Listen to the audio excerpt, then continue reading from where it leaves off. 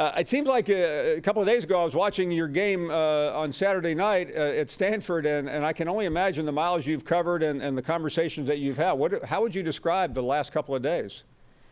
Yeah, I don't even know whirlwind is possible as a definition. Look, you know, you're getting your football team ready to play on the West Coast against Stanford. Your focus is on trying to put them in the best position to get into the playoffs. You're on the West Coast recruiting, and the next thing you know, you're landing in South Bend at 5:30 a.m. with a 7 a.m. meeting to tell your team that you've resigned from Notre Dame and you're the new head football coach at Louisiana State University. So it was just one of those things that just happened so quickly, came together at the last minute. And really excited to be here at LSU. Coach, I'm sure it's impossible to think about things like that as you're in the middle of a college football season, especially one that was going as well as it was. So how do you process all that with your wife and family in a compressed period of time?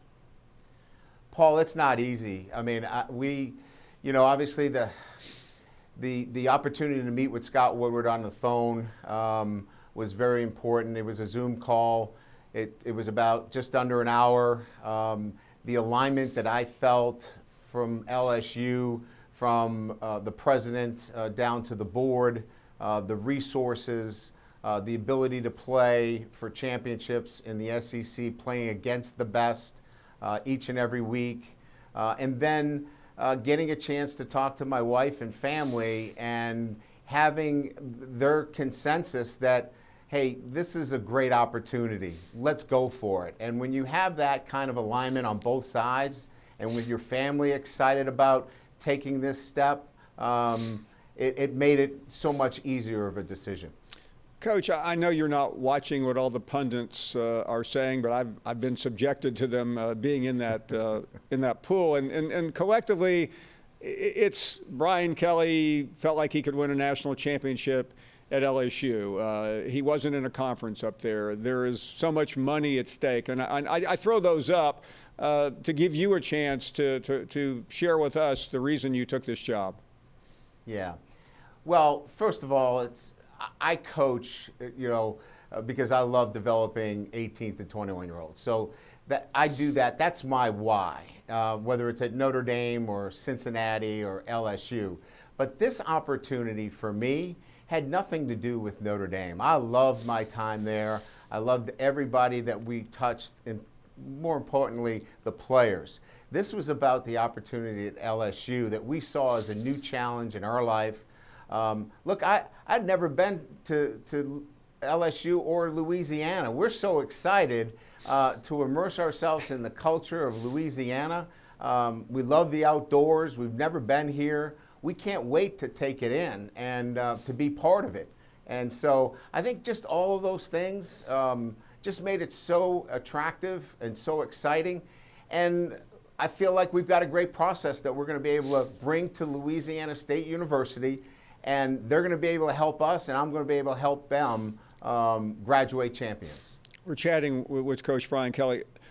Coach, I don't know, I'll ask you, but there doesn't seem to be an easy way to separate from players that you recruited. I know what you said to your team the other day, but a lot of people are criticizing you for doing it so quickly, for leaving a team that not theoretically, still in the playoff hunt. How do you answer those who have criticized you for that? It was my choice. I own that choice, Paul. There's no easy way to do this. The group of people that I got a chance to coach, whether it was at Central Michigan when I went to Cincinnati, or from Cincinnati when I went to Notre Dame, and now from Notre Dame to Louisiana State University.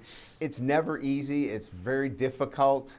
I loved all those boys at every one of those programs, and I put my heart and soul into it.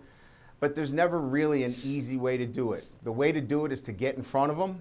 I was fortunate that I was able to get in front of this football team that I loved and get a chance to tell them what I was doing. And that's the only way. But I own the decision. I own everything around it. but there's never really an easy way to do it. Someone called a minute ago before you came on, and I shared this with you.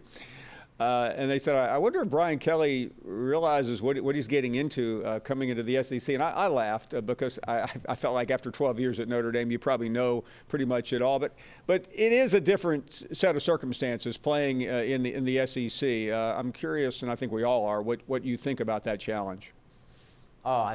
It's one of the reasons why I took the job, Paul. It's a great challenge. It's somewhat, look, 31 years of being a head football coach. The ability to go out and play the very best week in and week out and be challenged that way, it's part of the reason why I'm here. So, yeah, I recognize that. I know what the standard is. My eyes are wide open in here. This is not a giddy dream of, hey, this will be kind of a neat run here if we can go to SEC country and do it. Listen, there's real good football coaches. Nick Saban resigns here in the SEC.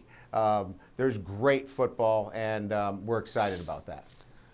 What's next? And I'm assuming it's putting a staff together, which may be complicated because of what's going on at Notre Dame. So how do you move forward with the next step and the next decision? Yeah, you're right, Paul. There's complications, and we have to be very careful, on both sides here. We're dealing with people's lives and their families, and we want to be very careful. We've got to deal with, certainly the staff here. So being expeditious, getting a chance to talk to both sides here. We'll be making some decisions quickly here so people can get on with their lives on both sides. Thanks for watching ESPN on YouTube. For live streaming, sports, and premium content, subscribe to ESPN+.